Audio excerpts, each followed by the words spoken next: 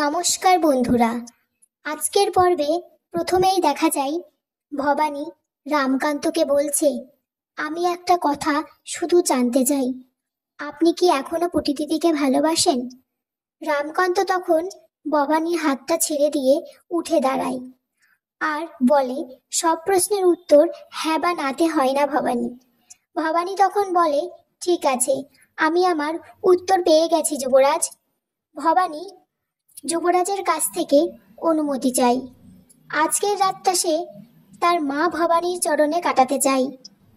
তারপর দেখা যায় ভবানীর সামনে ঘরের মেঝেতে ঘুমিয়ে গেছে।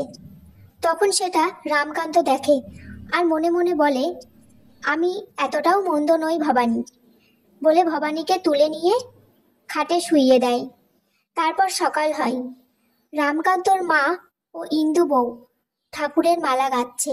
ঠিক সেই সময় রামকান্ত বলে, মা, আমি আর ভবানী বকুলগাঁয়ে যেতে চাই ঝুলন উৎসবে। এখানে আমার ছোটবেলার অনেক স্মৃতি জড়িয়ে আছে। আমি ভবানীকে সেই স্মৃতিগুলোর সাথে পরিচয় করিয়ে দিতে চাই। ইন্দু বউকে বলে, তোমার বোনকে জানিয়ে দিও কথাটা। তারপর তারা দুজনেই ঝুলন উৎসবে বকুলগাঁয়ে উপস্থিত হয়। ঠিক সেখানেই সামনাসামনি পুটি। এখানেই আজকের পর্ব শেষ হয়ে যায় বন্ধুরা। আজকের পর্বে প্রথমে দেখা যায় ভবানী বলছে, বাহ, কি অপূর্ব সুন্দর হয়েছে ঝুলন উৎসব উপলক্ষে আপনাদের সাজানো, জয় রাধা মাধব। পুটিকে বলে ভবানী, কি গো দিদি, কেমন আছো? চিনতে পারছো না?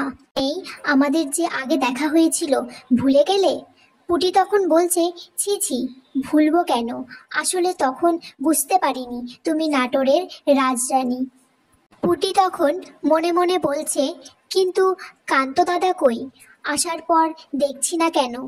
বানি তখন পুটিকে বলছে, তুমি কথা বলছো আমার সাথে, কিন্তু তোমার চোখ দুটো যেন অন্য কাউকে খুঁজছে।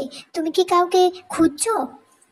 ভবানী আর পুটি পুজো উপলক্ষে গান গাইতে শুরু করে। গান শেষ হলে তারা সবাই মিলে প্রসাদ বিতরণ করে।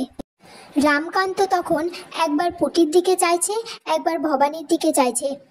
যখন সবাই পুটির গান শুনে বলে, কি সুন্দর গান গাইলো আমাদের পুটি, তখনই ভবানী পুটিকে চিনে ফেলে আর বলে, তুমি যুবরাজের ছোটবেলার খেলার সাথী? তখনই হঠাৎ ইংরেজ সাহেবরা সেই স্থানে উপস্থিত হয় আর পুটিকে দেখে বলে, এই নারী সুন্দর দেখিতে, লইয়া আসো ওহারে, ওহারে আমি ভোগ করিব। পুটিকে যখন তুলে নিয়ে যায় তারা, তখন ভবানী তলোয়ার তুলে পুটিকে বাঁচানোর জন্য ছুটে যায়। বলে, তুমি কে? তোমার যুবরাজের সাথে কি সম্পর্ক? সেসব তুচ্ছ, আগে রাজধানীর দায়িত্ব পালন, বলে সে ছুটে যায় তলোয়ার নিয়ে। এখানেই আজকের পর্ব শেষ হয়ে যায় বন্ধুরা।